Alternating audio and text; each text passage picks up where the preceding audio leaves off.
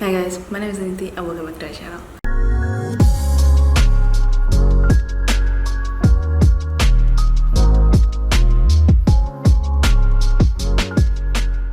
So the power is out and I'm just waiting for it to come back, and my phone battery is dead, so I have battery left on my camera, so I'm just gonna film the mid-year book freakout tag, which I've been wanting to do. And the other thing is I don't have I don't have my phone, and I don't have, the only computer I have is the desktop. You can't work that without power, so therefore I'm going to remember these questions from memory and see if I can get to all of them.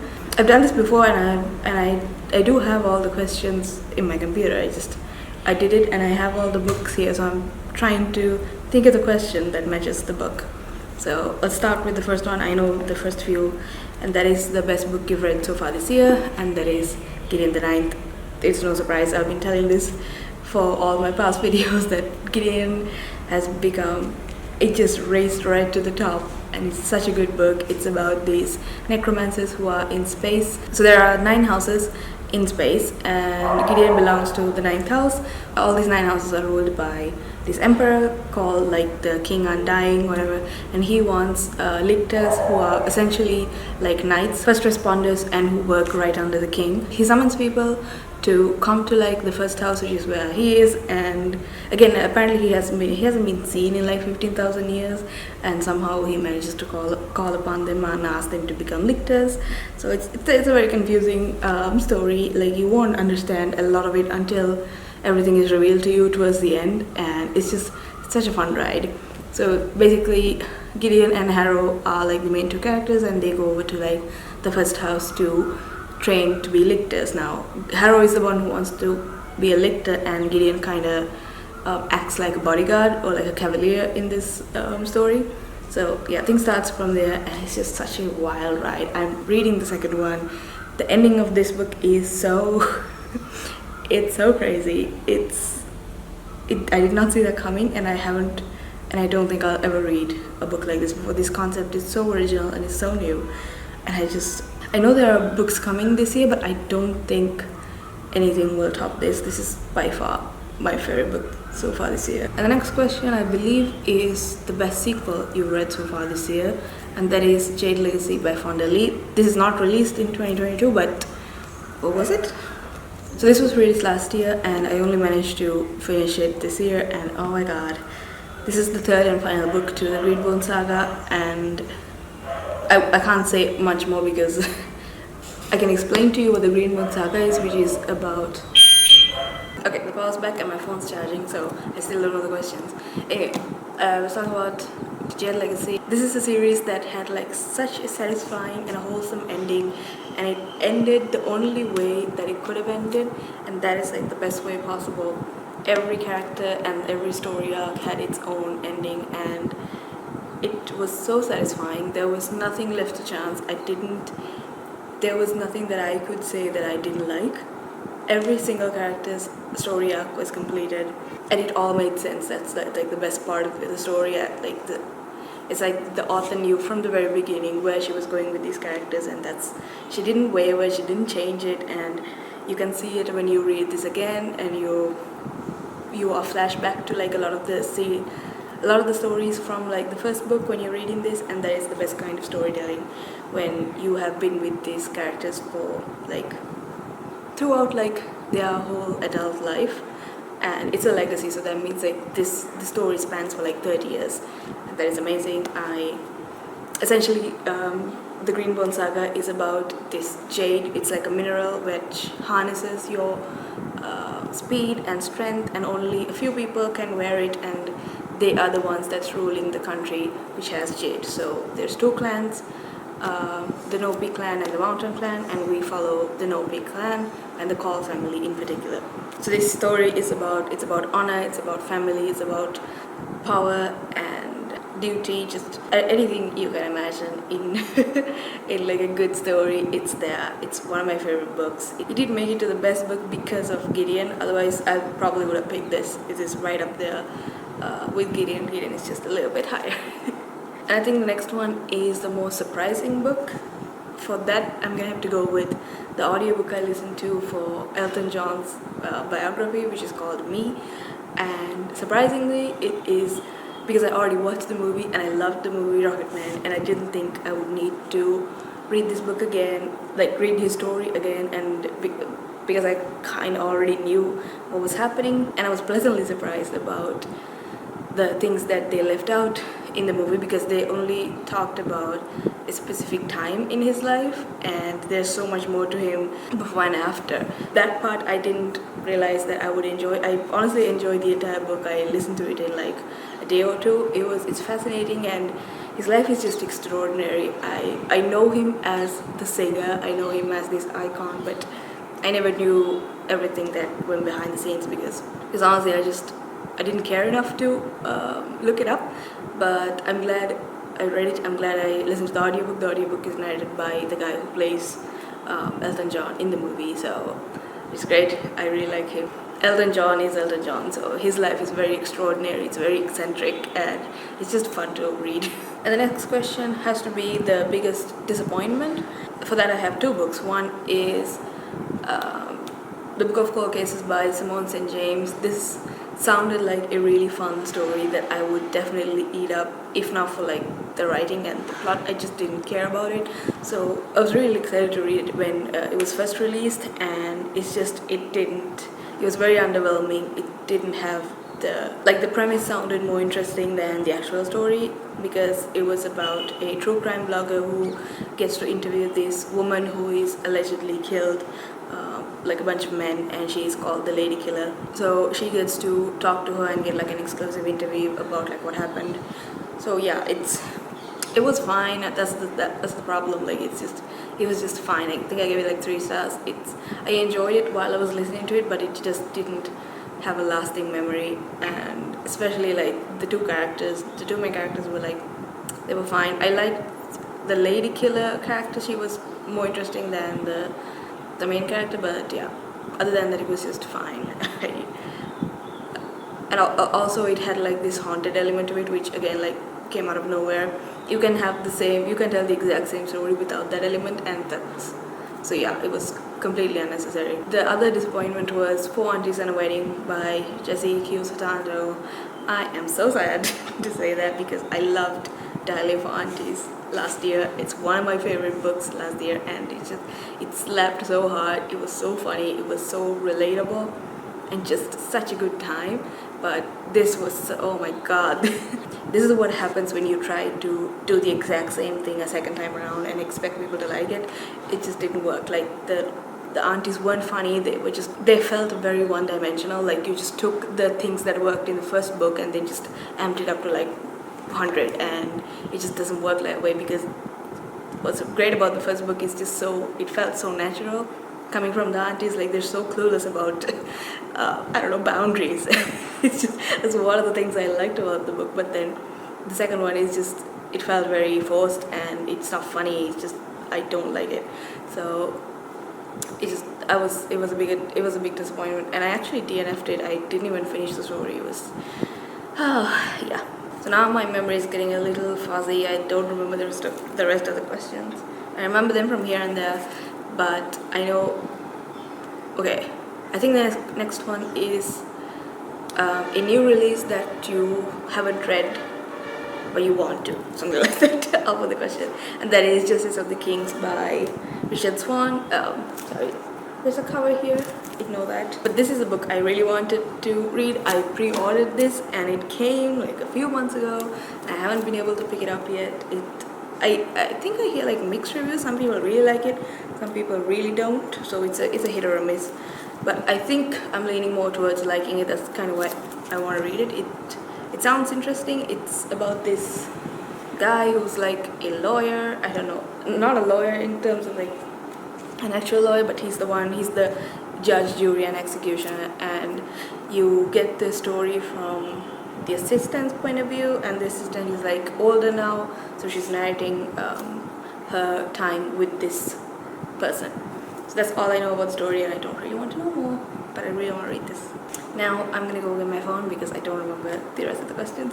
Okay, I got most of the questions right, and I have mixed a few. So one of the questions is new release that I have read this year, and that I have to go with Dead Silence, which is which came out a few months ago, and it's by S.A. Barnes. I think it's a debut novel for this author in terms of like thriller slash horror.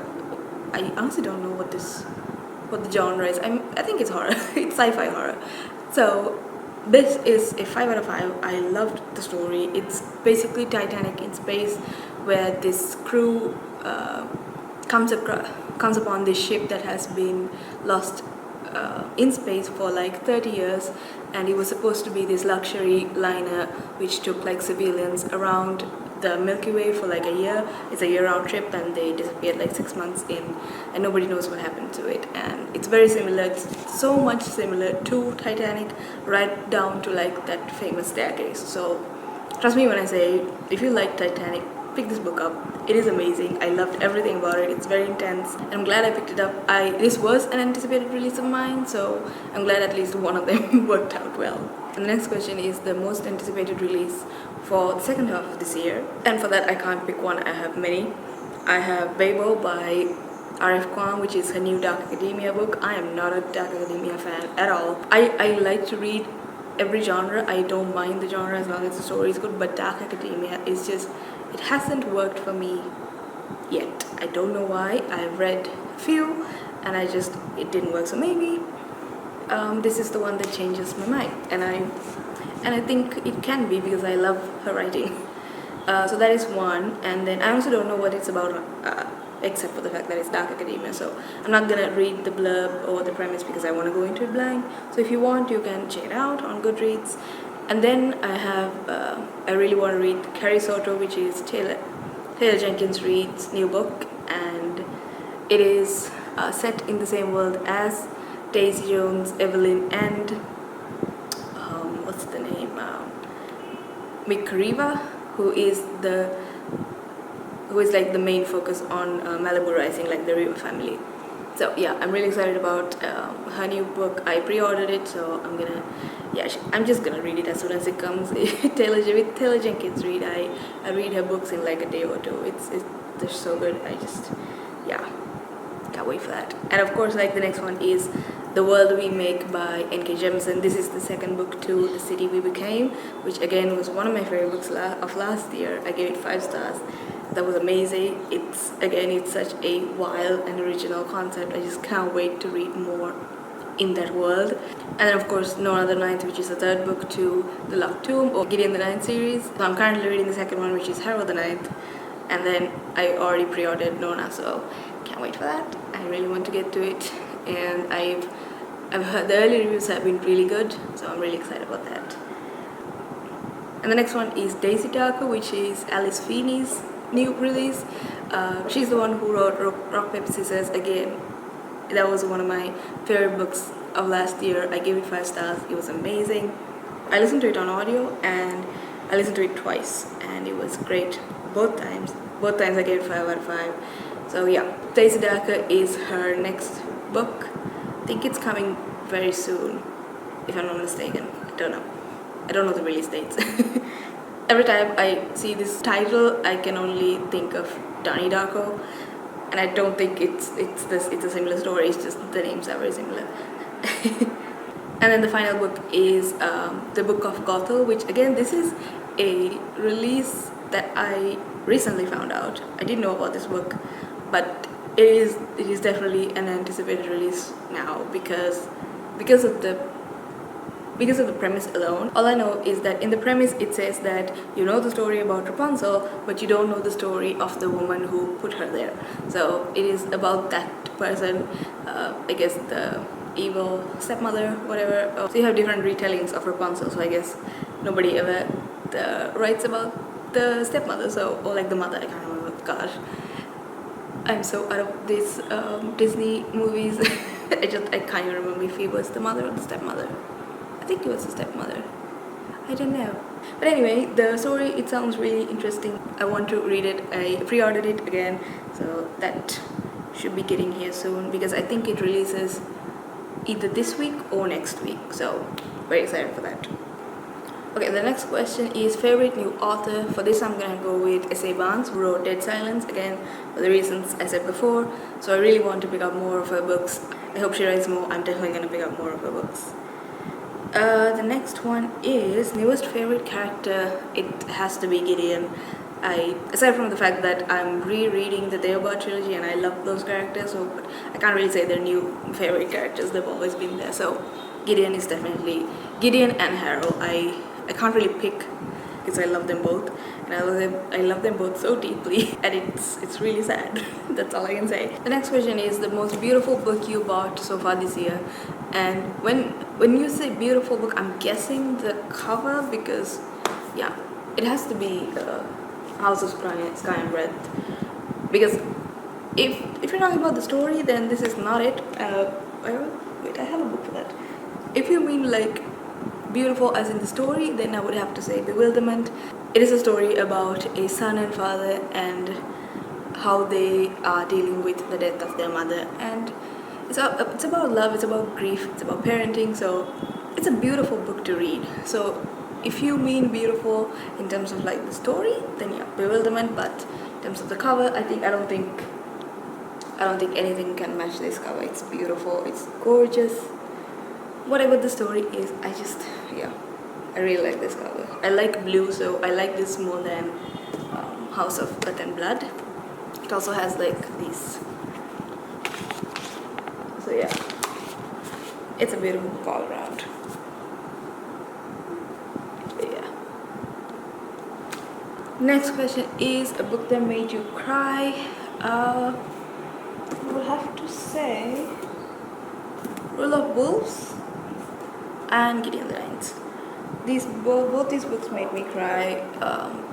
Gideon for obvious reasons if you know the book. Rule of Wolves for not the main characters. I actually cried for Jenya and David. So if you know the story, you know why I cried. It's happy tears as well as sad tears, and yeah, I really liked it. I'm not gonna go too much into like the plot of the story because this picks up right after like the events of the first one. So, but yeah, all in all, I really like this book. But to answer the question, yes, the Rule of Wolves really did make me cry.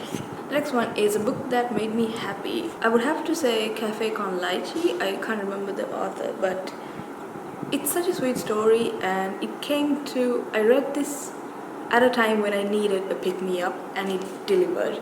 It's exactly what I needed, and it really did cheer me up. It made me happy, so I would have to say this book. It's about these two guys who fall in love. I think they were, yeah, I'm not gonna go too much into it because I read it this month, so I'll include it in my wrap-up. But essentially, they are rivals of two cafes like right opposite each other, and this big franchise comes and like sets up shop, and everybody starts going to that fusion cafe. So these two Asian cafes kind of like are like at the brink of going out of business, and these two have to like work together to save it. But yeah, more on that later. But this story was such a sweet and beautiful story, and it's about family and coming out and acceptance and all of that. It just made me really happy, so I would have to say that. Okay, and the last question is, what books do you need to read by the end of this year? There's a lot. Okay, I'm not gonna get into like a TBR because I don't think I read the books that I mentioned in the last mid-year freakout tag. So I'm not gonna do that here, but I will mention that I want to get to like any Brandon Sanderson book at the end of this year. I wanted to read it this year, and it's like half of the year is gone, and I wanted to start because his world is so big and there's so many books that you have to read, so I don't know where to start. I mean, my friends say one thing and all the articles the stuff that I read say something else, so I just don't know where to begin. So I have to figure that out and read one of his books at least somewhere, maybe next month or down the line. And I don't have the book right now, but I'm currently reading it, so I want to finish the Poppy War series. I've read the first two, I just never got to like The Burning God, which is what I'm doing now. Currently reading it, and I want to finish it.